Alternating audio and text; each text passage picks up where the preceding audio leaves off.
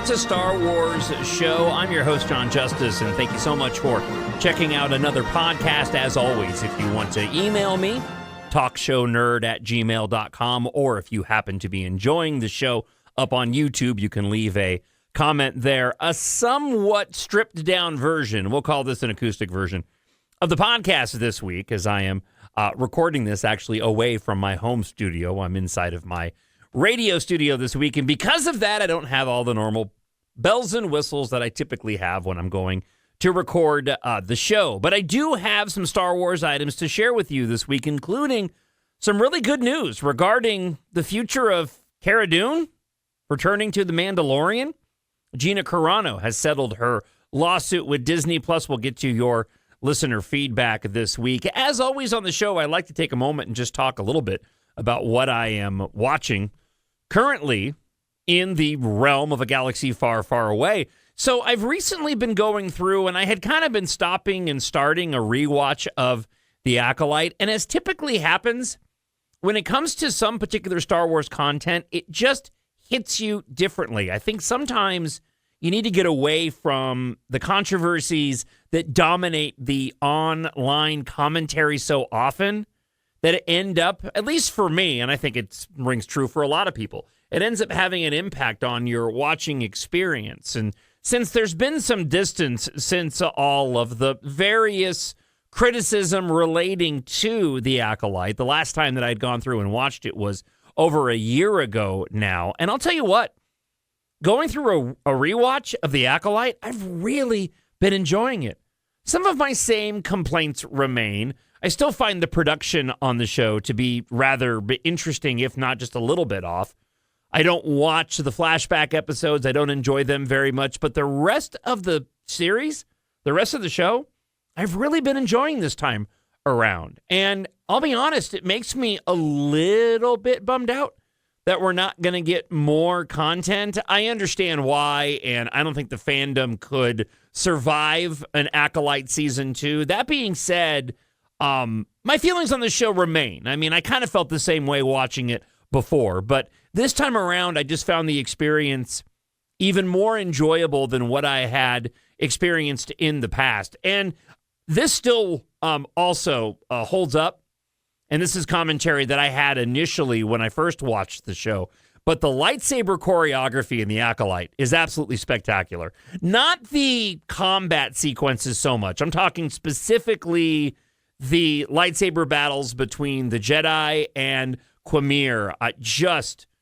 some of the best ever put to screen within Star Wars, in my opinion. I'm also, and just finished a rewatch of The Last Jedi, and I think I probably talked about The Last Jedi ad nauseum on the show in the past. But once again, just an enjoyable watching experience, having not watched that particular episode in quite a long time.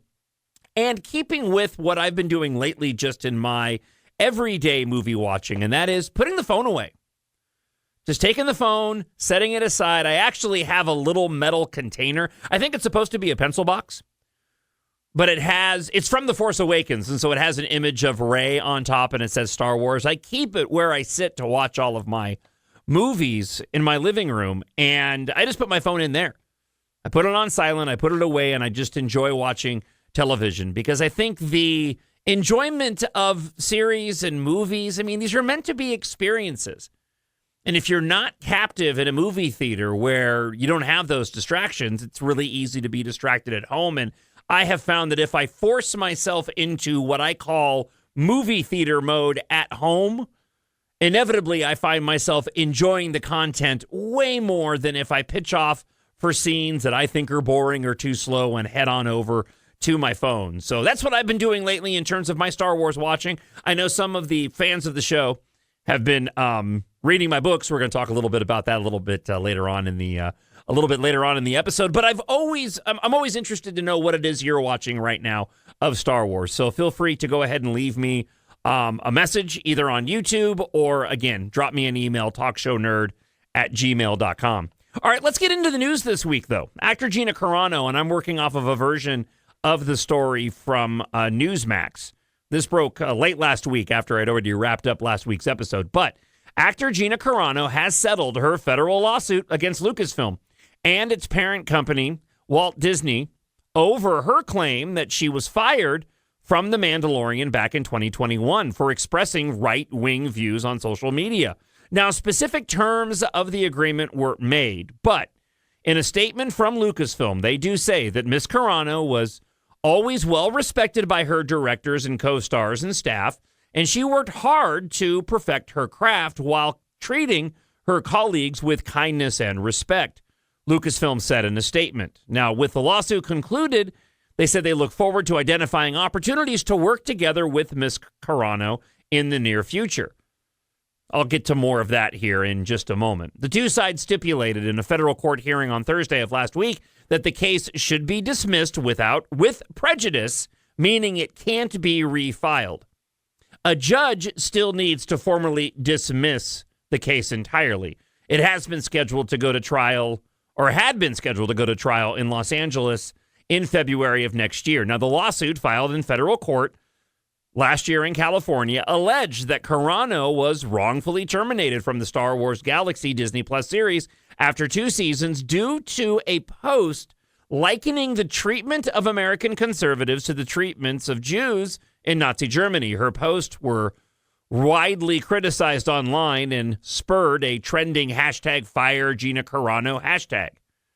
You know, and regarding that post, that's a pretty extreme way to go and note what that post was. The comparisons that were made in that post were absolutely accurate, given the proper context of what the post was attempting to say and what Gina Carano ended up liking. Now, I'm going to address a couple of points. One, her returning to Lucasfilm and perhaps The Mandalorian. And two, what I hope happens moving forward and why this was a bigger deal that ended up requiring this lawsuit. But getting back to the story from Newsmax, Carano wrote, "I'd like to thank you all for your unrelenting support throughout my life and career. You've been the heartbeat that has kept my story alive. I hope to make you proud," Carano said in a statement on Thursday. "I'm excited to flip the page and move on to the next chapter. My desires remain in the arts, which is where I hope you will join me."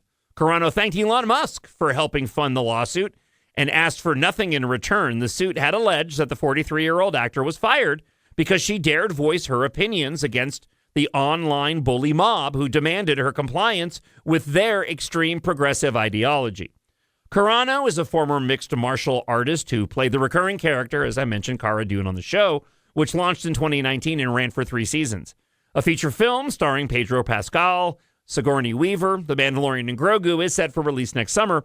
Before Carano was fired, there had been talk of a potential spin-off series role for her. Now, Carano had been previously criticized for mocking mask wearing during the pandemic and making false allegations of voter fraud during the 2020 presidential election. Now, get that last one, by the way, just wait a couple of months until you see what information ends up coming out about that election. But be that as it may, let's get back to a couple of points. First off, I hope there is a return to Star Wars for Gina Carano and Cara Dune. It really was a fantastic character, and that character was missed, in my opinion, in subsequent episodes that did not feature her after this whole thing transpired with The Mandalorian. Now, there's probably not enough time to squeeze her into the Mandalorian and Grogu film next year. However, there continues to be discussion about a Mandalorian Dave Filoni-led Mandoverse culmination film once we get past Ahsoka Season 2. So there's always a possibility, because apparently there still is a Mando Season 4 that's written that is not The Mandalorian and Grogu.